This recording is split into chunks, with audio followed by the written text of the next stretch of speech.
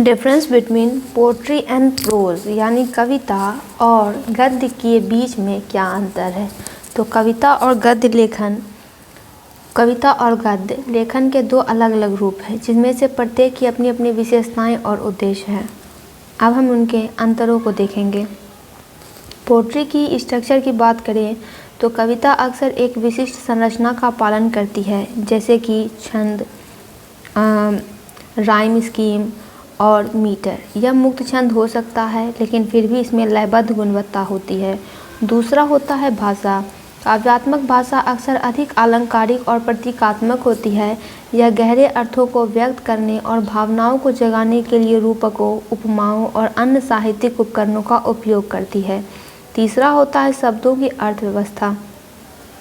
कविता संक्षिप्त होती है, जटिल विचारों और भावनाओं को व्यक्त करने के लिए कम शब्दों का उपयोग करती है। प्रत्येक शब्द को उसके प्रभाव के लिए सावधानी से चुना जाता है। चौथा होता है कल्पना।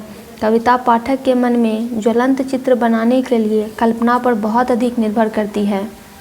यह इंद्रियों और भावनाओं को आकर्षित करती है। पाँचवा होता है उद्देश्य।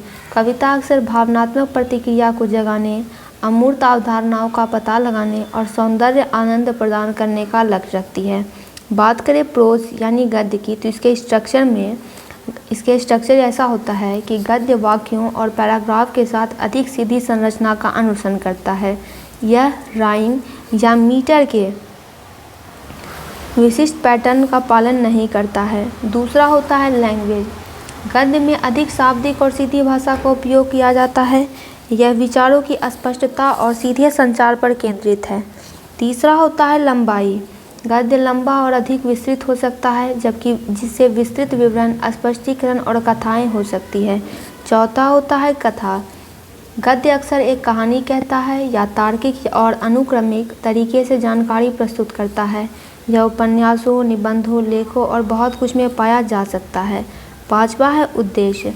गद्य का उद्देश्य सूचना देना, मनोरंजन करना या राजी करना है। इसका